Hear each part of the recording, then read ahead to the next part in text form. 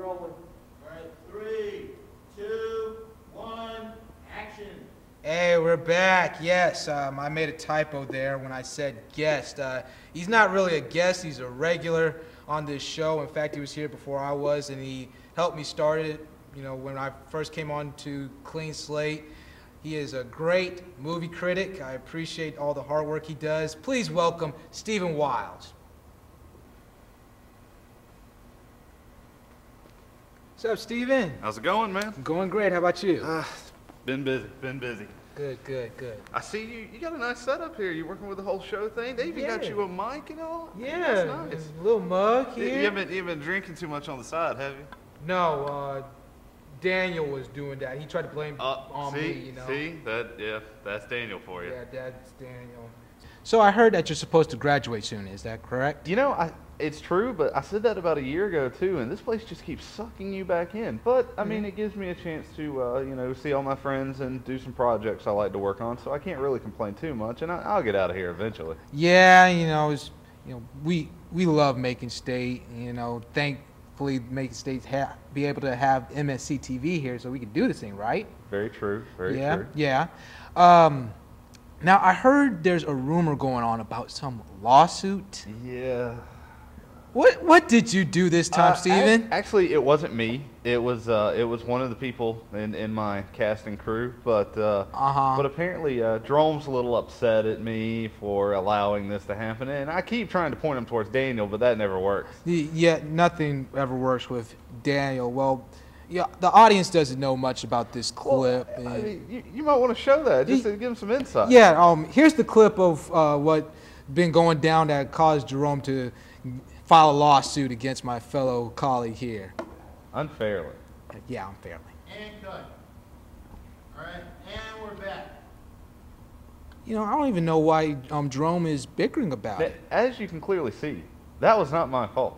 Yeah. I had no say in, you know, I mean, if anything, that's the editor's fault. And whose name do you see under editor? That would be Daniel's. That'd be Daniel Nelson.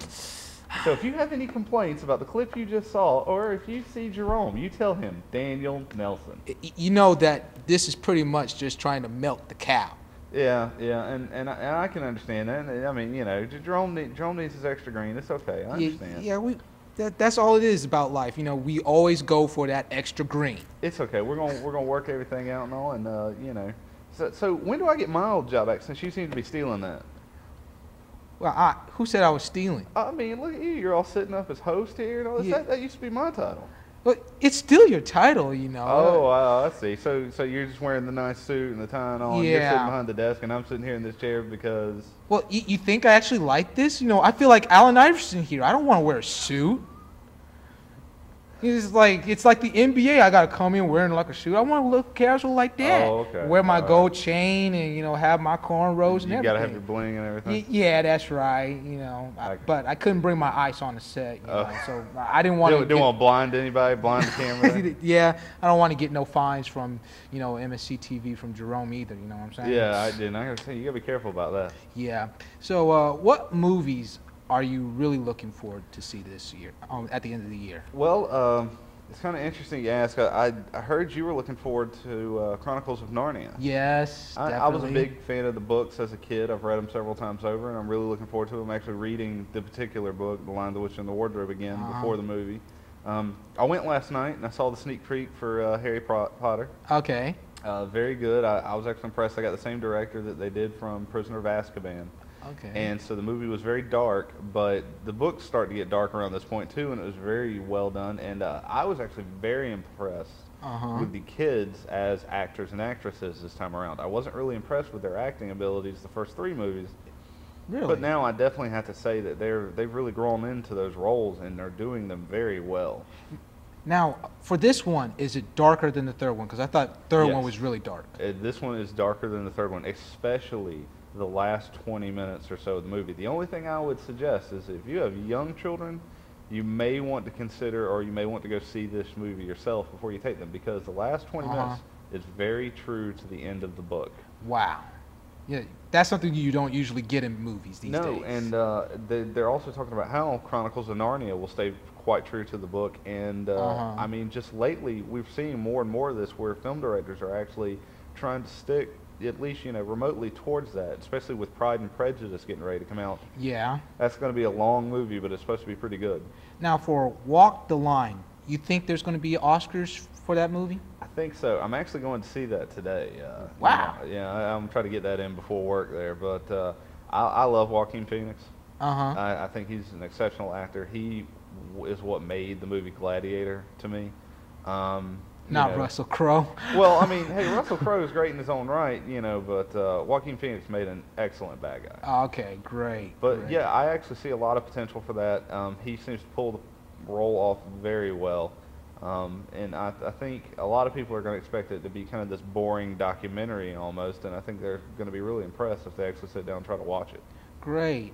Now, for the summary of the movies this year, especially from the summer all the way down to the fall, did you feel like there was not only a decrease in theater going, but also a hurt to Hollywood, towards the audience? I think there was a decrease in theater going because of certain movies. Okay. I think a lot of people really this year round just tried to avoid certain films.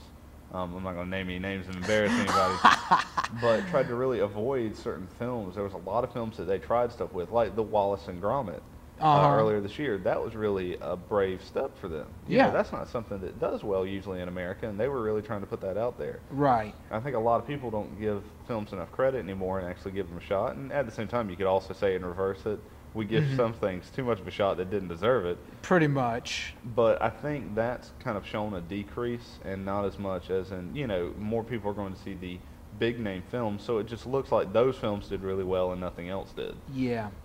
So you think Mr. Phoenix would actually win Best Actor for the award? I think he has a chance, especially after the Sean Penn incident where they realized that they gave him his award for the wrong movie. I think now they're starting to look at that a little more closely, and I really he is a lot like Val Kilmer, who immerses himself into a role. Yeah. And Joaquin Phoenix really tried to get that whole feel. He went and visited a lot of Cash's old stomping grounds, and actually spent some times in one of the prisons that he was in, and just a lot of stuff to try to really fill in this role, and I think we'll be impressed. Okay, great. I thought that it looks like almost like a Ray type of mission, I can see that, yeah. Yeah, where bring a musical talent into the film and still make it a documentary? Thank you. Sorry. Appreciate it. Daniel and the coffee. I understand. He makes crappy coffee. I don't know if you Yes, gosh, curse you, Daniel.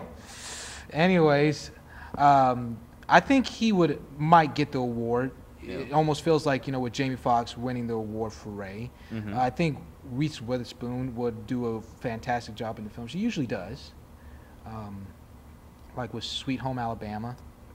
Not one I saw, but I've definitely seen some stuff where she did really well in. She did really well. Good. Thank you so much, Steven, to stop by the set. I mean, it's a lovely set. It is. It's very nice. We've upgraded a lot since the first episode. Yeah, definitely. But hopefully maybe next time we can switch positions. I'll interview you for something. We'll get back on track on things, and maybe we can actually get Daniel to do something with the show again, instead of just, screwing everybody up over. Yeah, that'll be fine. And I heard all these clips are coming from him, so we really have to take away all his archive privileges. Yeah, the access, Yeah. I think we should just go ahead, give him a straitjacket, put a duct tape over his mouth, and tell him that no more access. Yeah, that sounds like a great idea. But anyway, you always know how to find me. All right. I won't be like Ryan. You don't have to call my agent. You can just call me. I might not answer, but we'll work something out. Great. Folks, Steve Wilds, everyone, thank you so much. When we return, we got some more stuff, so don't go away.